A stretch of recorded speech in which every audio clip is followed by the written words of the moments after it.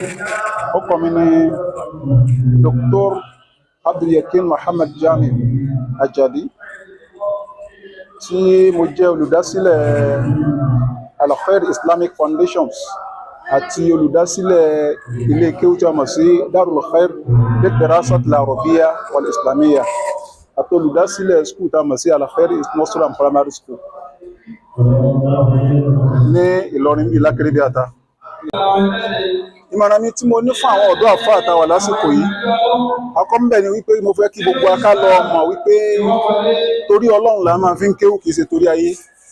Ayé máa ń bá àwọn èèyàn níbi kéwú ni, ayé padà máa ń darí sọ́dọ̀ wa níbi kéwú ni, kìí ṣe pé bóyá torí pé mo fẹ́ lọ́ kíláàsì la máa fi ń kéwú. Àkọ́nù ká lọ lẹ́yìn náà ìbẹ́ wípé mo fẹ́ kéwú nítorí tọlọ́run, nítorí pé mo fẹ́ fi contribute sí Islam, mo fẹ́ fi jẹ́ kí àlámọ̀rí àwọn èèyàn ó dáa. Àkọ́kọ́ nù. Ẹlẹ́ẹ̀kejì ni wípé gbogbo àwọn tá ń jẹ́ ọ̀dọ́ ká fọkàn sí wípé gbogbo ẹni tó máa ń sáré láti jẹ́ pé láti di ọlà ó dàbí ẹni tó ń kánjú wa iṣu tí ò tí ì gbóni.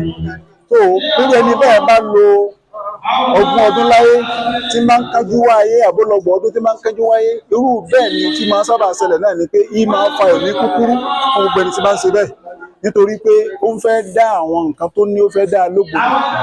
so ẹ̀kẹta ń bẹ̀ òun náà ni wípé káwọn ọ̀dọ́ tá wà lónìí yìí ká lọ pa nǹkan méjì papọ̀. Bá a bá ti ń kéwú ká lọ wọ́nà tá a máa fi wá jẹ, tá a máa fi wá mọ̀ fúnra ara wa. so ògbúrú káàfà ò kọ́sẹ́ pé mo lè rí sẹ́bà yìí kí n máa kọ́ láti fi wá náà láàlé jẹ. Àfáà tí ò bá rí advantage láti jẹ́ pé ó wà níbi pé mo ṣèjọba ni ó wọ́nà míì. Ó bá pé ìwò ní Ọlọ́run bá ní ó rọrùn fún tí ń jẹ́ tọ́pì náà ó gbìyànjú àti ṣe.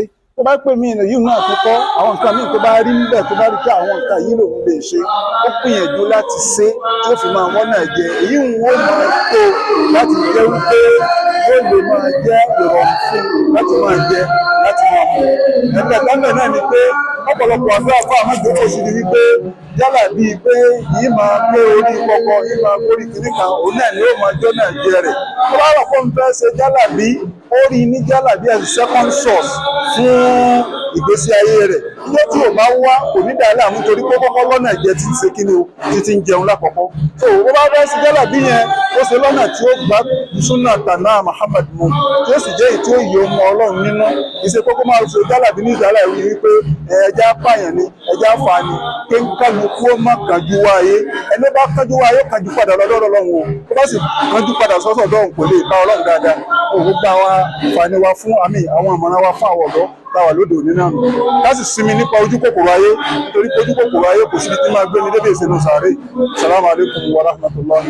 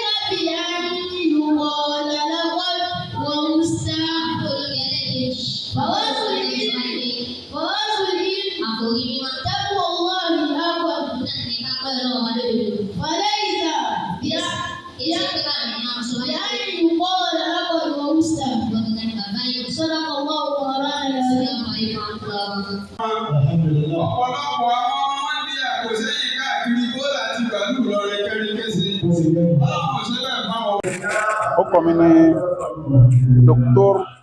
Abdulyakin Muhammad Jami Ajadi tí mo jẹ́ olùdásílẹ̀ Al-Khair Islamic Foundations àti olùdásílẹ̀ ilé kéwú tí a mọ̀ sí Darul Khair Lidrasat Al-Arabiyya wal Islamiyya àti olùdásílẹ̀ skul tí a mọ̀ sí Al-Khair Nursery and Primary School ní Ìlọrin bí Lákèrèbíàta. Tí a ń ṣe lọ́jọ́ òní náà ni wípé nǹkan mẹ́ta la papọ̀ lọ́jọ́ òní nìkan. Àkọ́kọ́ ni wípé a ń ṣe Maulid Nabi, a ń ṣe ọjọ́ ìbí fún òjíṣẹ́ ńlá Muhammad sallallahu alayhi wa sallam.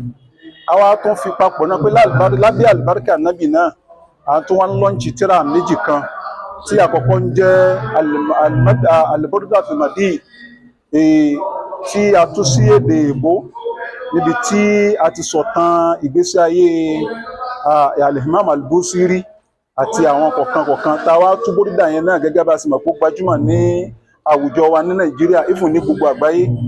Ẹlẹ́ẹ̀kejì tírà náà ni tírà dúà tá a fi sọrí àwọn òbí méjèèjì tí wọ́n bí wa, òun náà ni tá a kó pọ̀ ní Du'aul Khawf fi Tayyarul Hamd min Adiyatul Qur'an al-Karim. Ẹlẹ́ẹ̀kẹta tá à ń tún ṣe òun náà ni wípé àwọn rántí àwọn òbí wa méjèèjì bó ṣe jẹ́ pé a gbọ́dọ̀ gbàgbé wọn tẹ́lẹ̀ ṣùgbọ́n à ń tún fi ìrántí kún rántí fún wọn lọ́jọ́ òní láti fi tún fi dúpẹ́ fún wọn àti láti ṣàdúrà fún wọn pé kọ́lọ́mù mọ́sàbá tó ṣàlékún kẹ́ wọn lálùkìyámà. Bàbá gẹ́gẹ́ bí tá à ń ṣe lénìí inú wa dùn pé gbogbo àwọn tẹ́ pé àwọn òun lè fẹ́ dúpẹ́ fún. Àwọn tí a fẹ́ dúpẹ́ fún pọ̀. Lákọ̀ọ́kọ́ àwọn àfáà wa tí wọ́n kọ́ wa, ó bẹ̀rẹ̀ látòrí àfáà wa àgbà bàbá wa Sheikh Musa Aṣáájú, àni wọ́n jẹ́ chief host wa lónìí. Lẹ́yìn ìgbà náà a dúpẹ́ fún bàbá wa Sheikh al-Imam Abdulgani Fasasi nísàlẹ̀ kòtò, àwọn ni wọ́n jẹ́ father of the day. A tún wá dúpẹ́ fún bàbá wa àgbà ní Fadilatu Sheikh Usman bin Suleiman Zainul Awliya al-Kiram, bàbá wa lérùgbó, àwọn ni wọ́n jẹ́ spiritual father fún wa.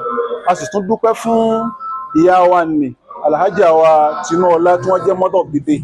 A tún dúpẹ́ fún àwọn tí wọ́n jẹ́ bàbá wa àgbà, bàbá wa Sheikh Muhyiddin At-Tawil-Mannan tí gbogbo ẹ̀ lọ́pẹ́ tó jẹ́ pé àwọn ni wọ́n ṣe di special prayer fún àwọn òbí méjèèjì tí wọ́n ti lọ. Ṣé ìjẹ́ ó yẹ kí àfáà níṣẹ́ lọ́wọ́?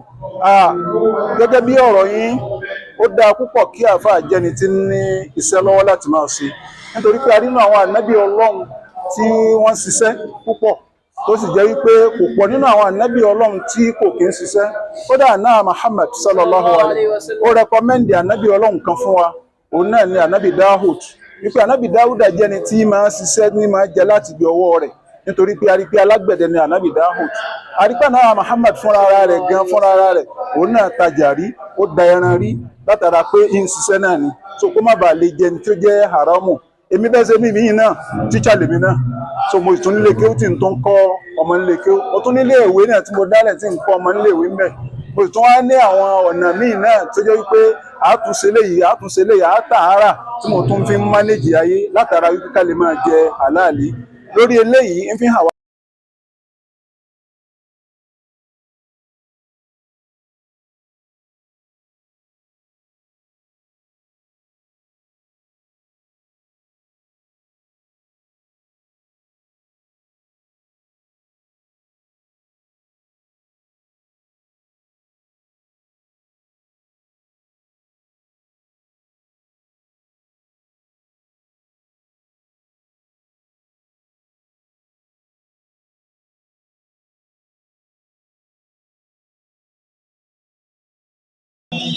واهدنا الصراط المستقيم صراط الذين أنعمت عليهم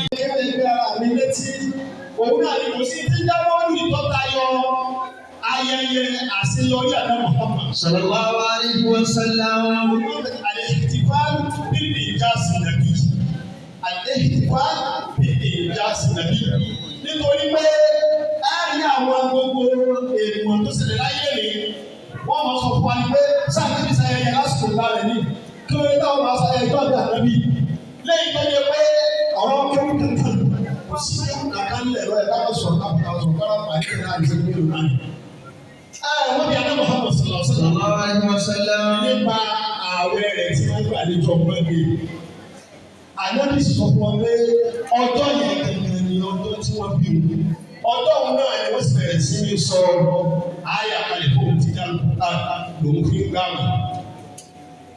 Ẹni tí wọ́n sọ pé ànábì ọ̀sáyẹyẹ níbo ni ààyè ayẹyẹ wà níbi àjàkú lónìí àjàkú lọ́la síbẹ̀ wọ́n ti pẹ́ apapẹ́tẹ́ ayẹyẹ kalẹ̀ gbogbo àwọn àpá wa ní ìgbà tí wọ́n kọ́ wa ní kẹ́rù gbogbo kí ló kọ́ òkú náà sẹ́mi bàtẹ́mi